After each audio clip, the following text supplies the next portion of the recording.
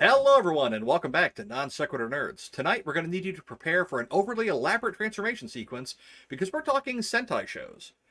More commonly known as, Asian superheroes. Yes, thank you for the poses, Ian. But anyway, though, as always, I'm Tim, joined by my buddy Ian. How you doing, buddy? Hey, things are going fairly well around this time of the year. For us, anyway, it's getting around that holiday time. We're just wrapping up Thanksgiving over here in the States.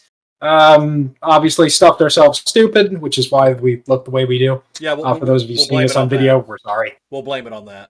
Yeah, sure. Anyway, so not things aren't going too bad.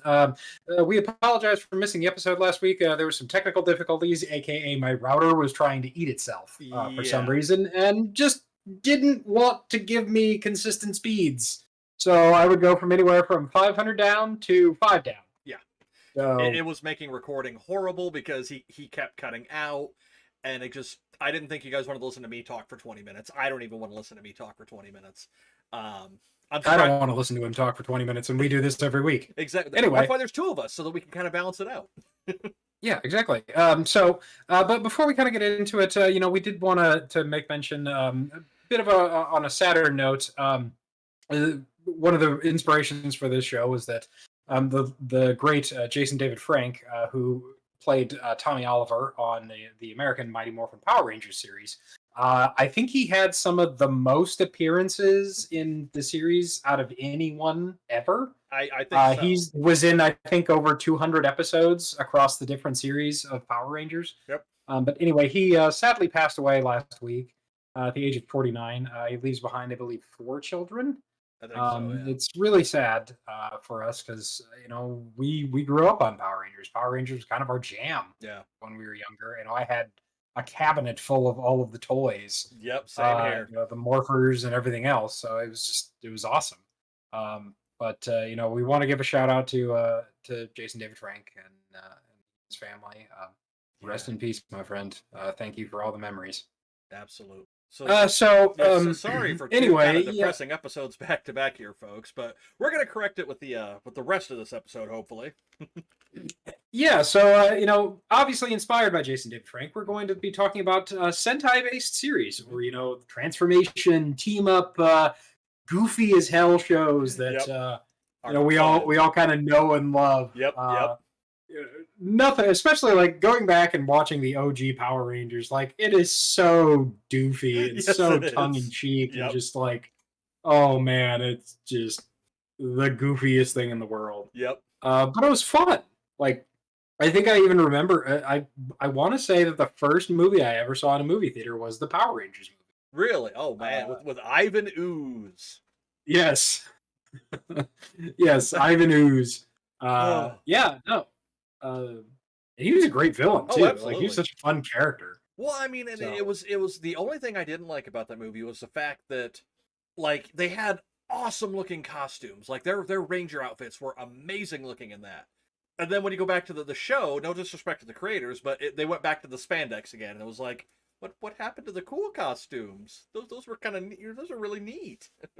Yeah, but the movie itself is like non-canon, right? Yeah, because they went back, in the series when they transitioned from the original Power Rangers series to the second one, the Ninja series. Yep.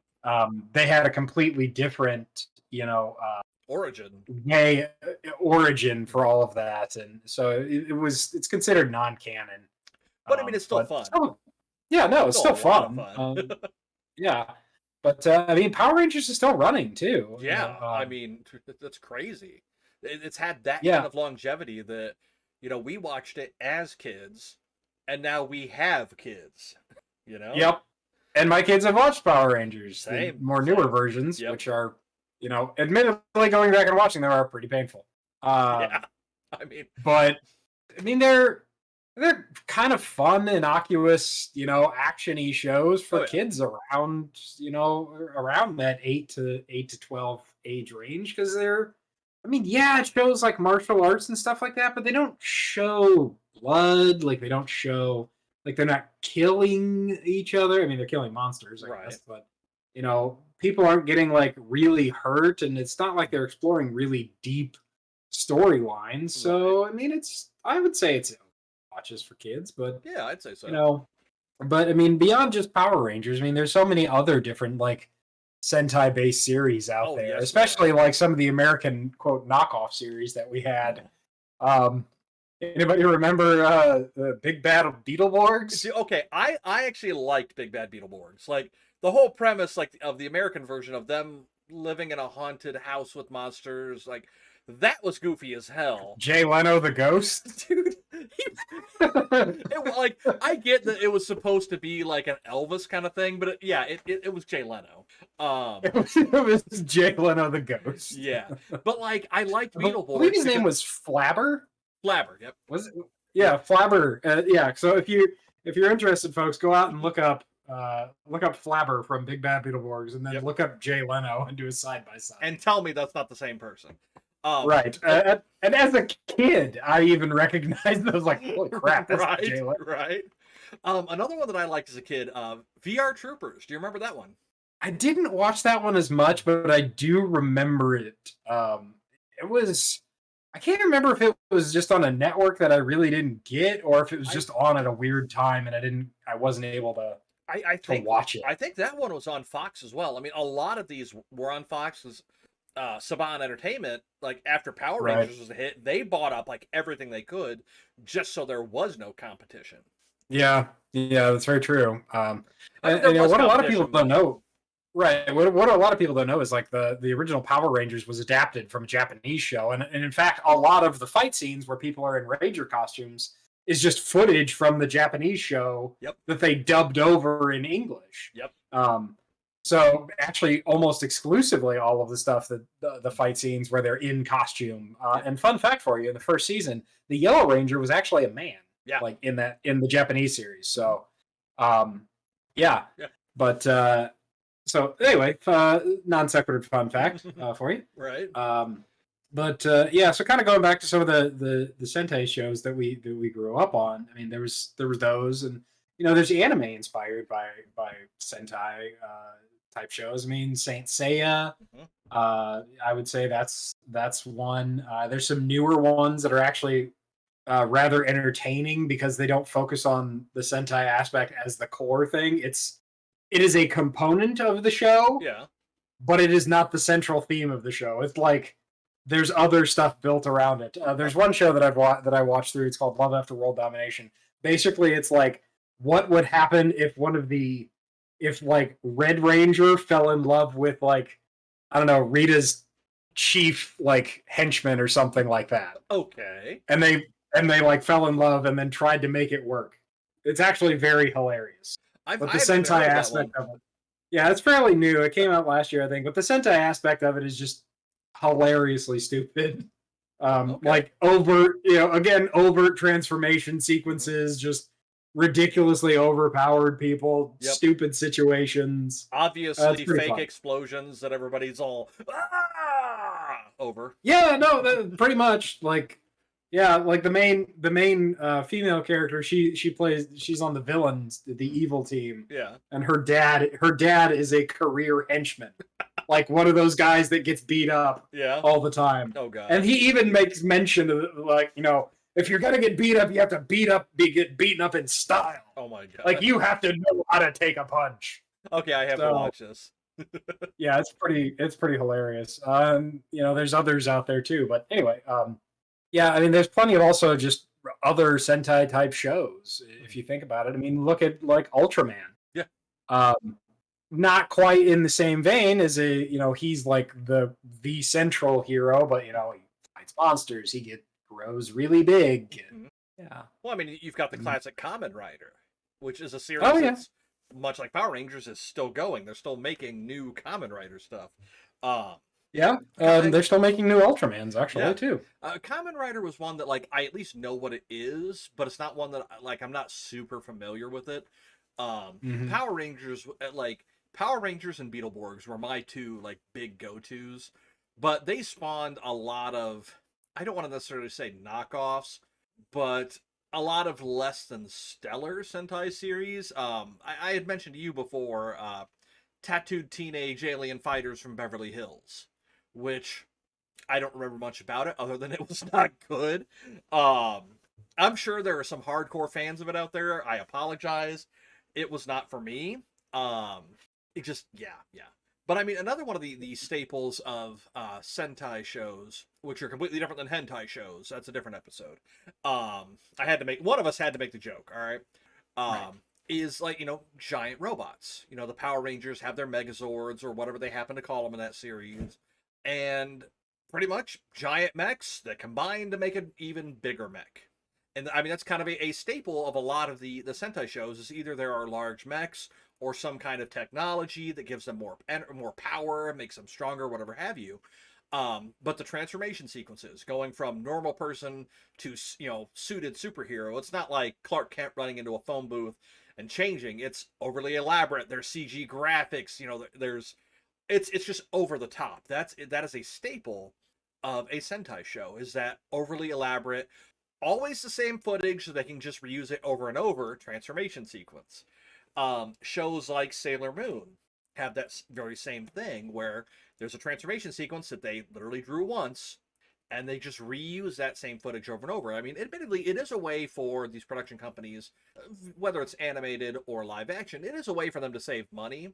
But they've become, those kind of transformation sequences have become so iconic in the genre that you have to have that repeating transformation sequence. It's just, that's how the character transforms.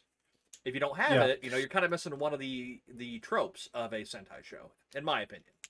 Yeah, and if you look at even some of the newer shows, like the Guillermo del Toro produced Voltron series that's on Netflix, which I've mentioned this several times before. If you haven't seen it, you should go watch it. It is an amazing show. It is very good. Extremely well written. Probably one of the best animated productions that I've seen in a long time. Which is saying something. Right. It's several years old at this point. It's a completed series. It's done. Yep. But you can go out and catch it on Netflix.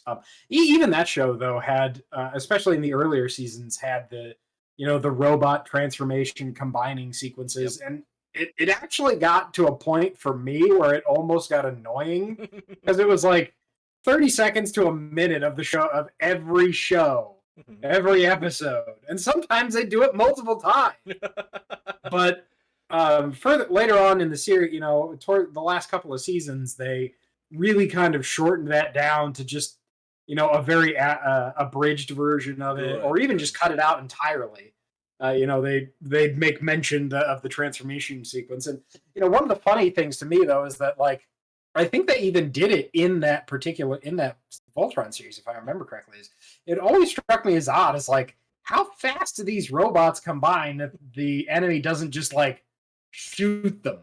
I had never thought about that until now, actually. How? Is it slowed down for the viewer, or is it really going that slow? Because I'm not just going to stand there and go, huh, I've seen these things destroy countless of my comrades. I'm going to watch this, though. Right, exactly. It's like, oh, look, they're combining. Well, they can't do anything right now, so zinked. Right.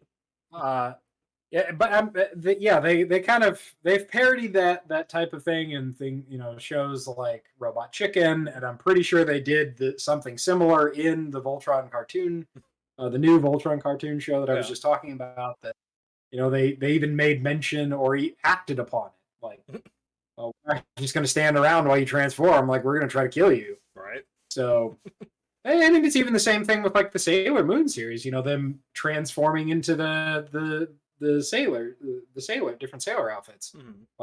Does it happen instantly, or is it actually choreographed that they have to do all of that? In which case, why didn't Queen Beryl just electrify all of them? Yeah, my very foundation is shaken, Ian. Thank you. Now here I am injecting logic and reason into kid shows, into Sentai shows. So I mean, right? Yeah, exactly. So that in and of itself is kind of Join us next week as we have an expose about how somebody could live on the moon for 10,000 years. If you get that reference, then you're in the same age group as us. Yes. Or a rotten egg. Oh, that, yeah. One of the, so we'd mentioned some of these other shows and other Sentai inspired shows, and there was one that popped into my mind that I have to ask you about if you remember. It was a cartoon. Okay. And I'm pretty sure it was on what was that programming?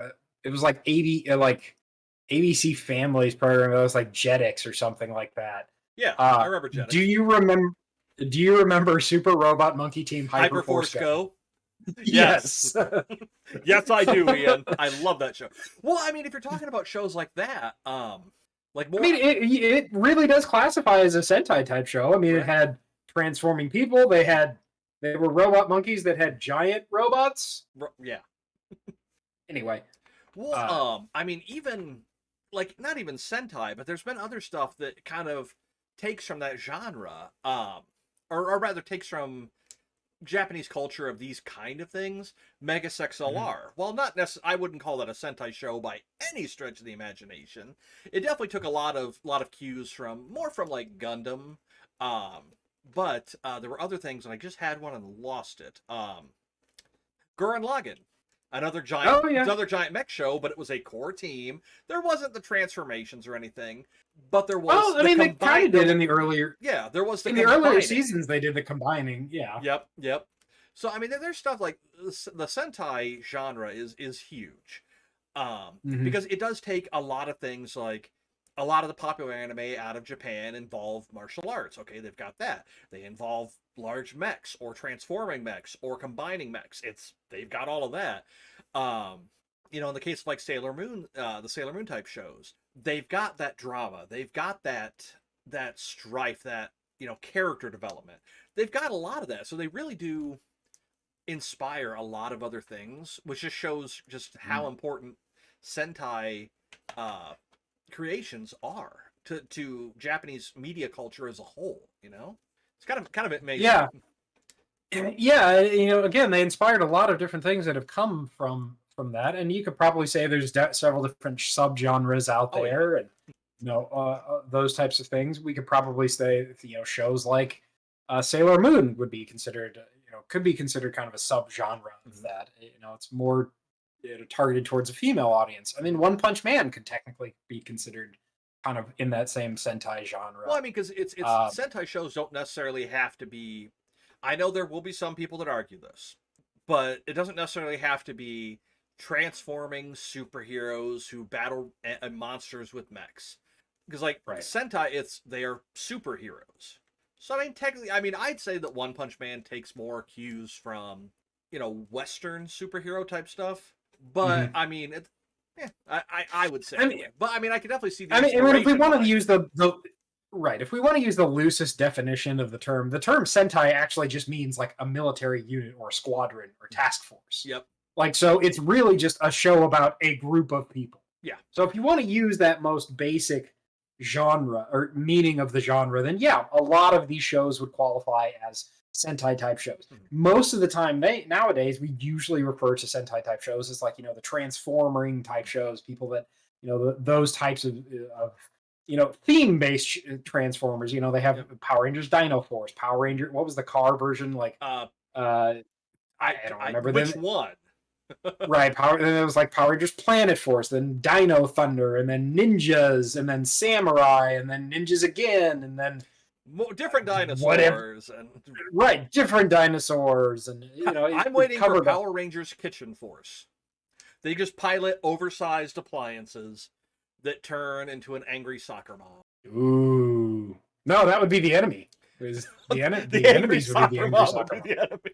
Yeah, I mean, remember how Rita in the Power Ranger series, she used to throw her staff down to make things grow, while the angry soccer mom throws a lawn dart.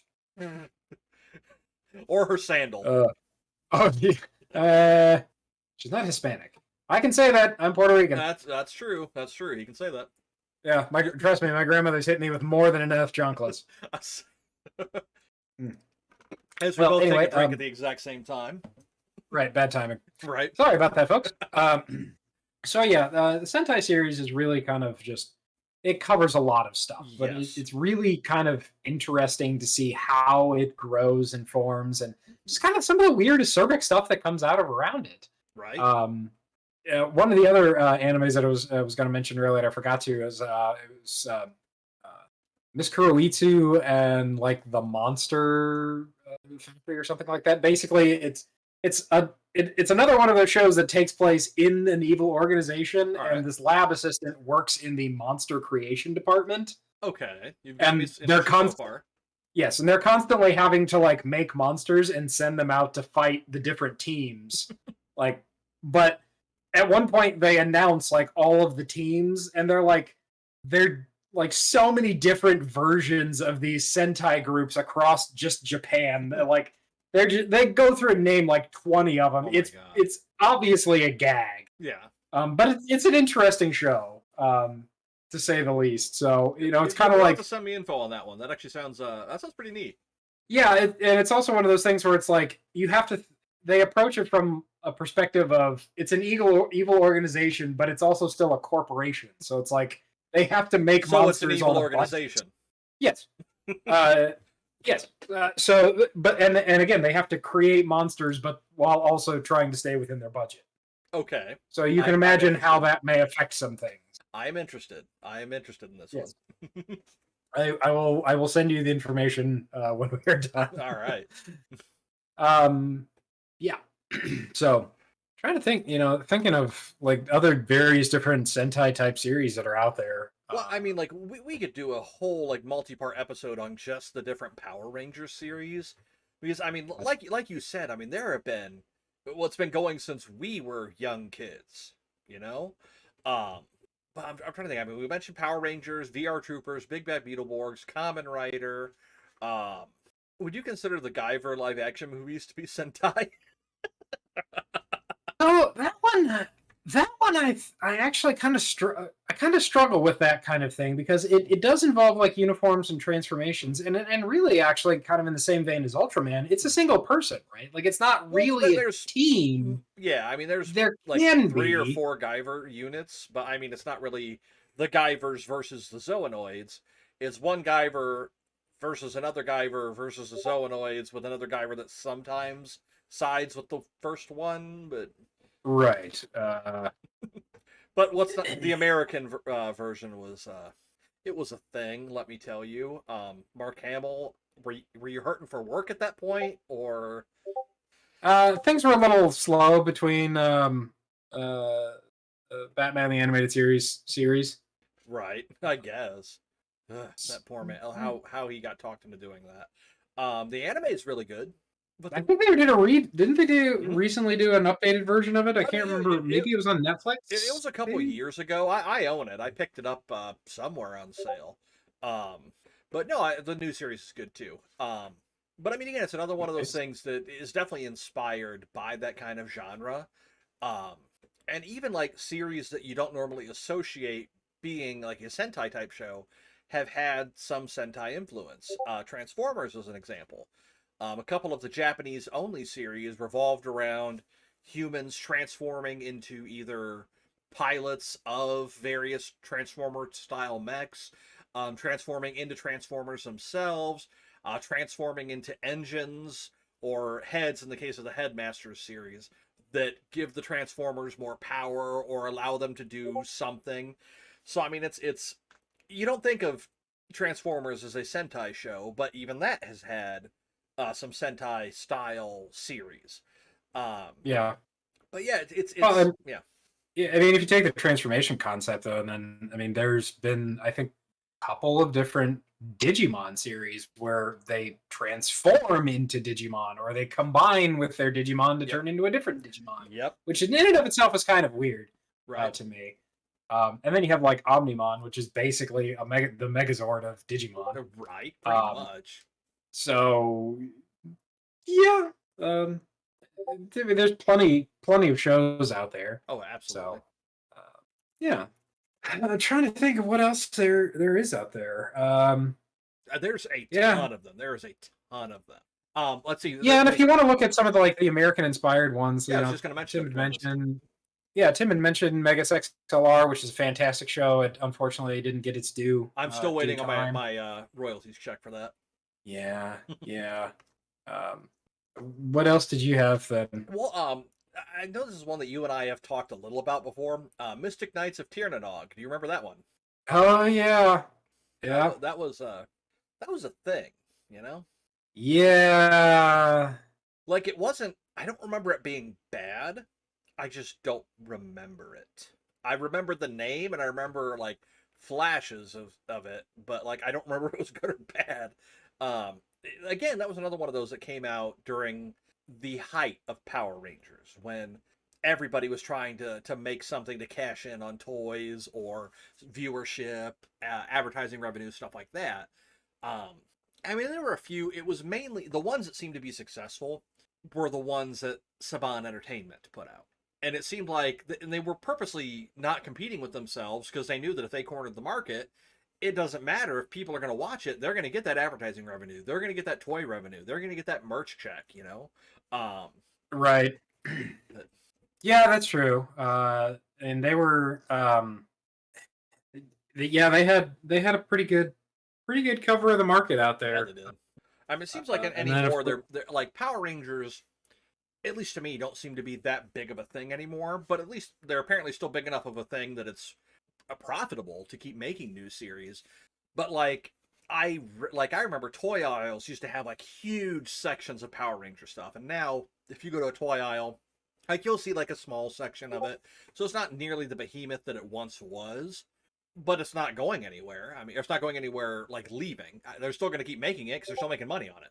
right. And I think, I mean, I think the toy craze kind of comes and goes Yeah. in waves. Like, obviously, you go to you go to the toy aisle right around the time of the new Star Wars movie, and you see like an entire aisle of Star Wars Yes. toys. But when you're in between movies, then they've got this like little, 4 foot long section of toys that's usually only partially stocked. Well, and it's So the same thing with Transformers toys. Whenever a new line comes out, it'll be huge, but then in between like new lines, it shrinks down to like a 2 foot section, if that.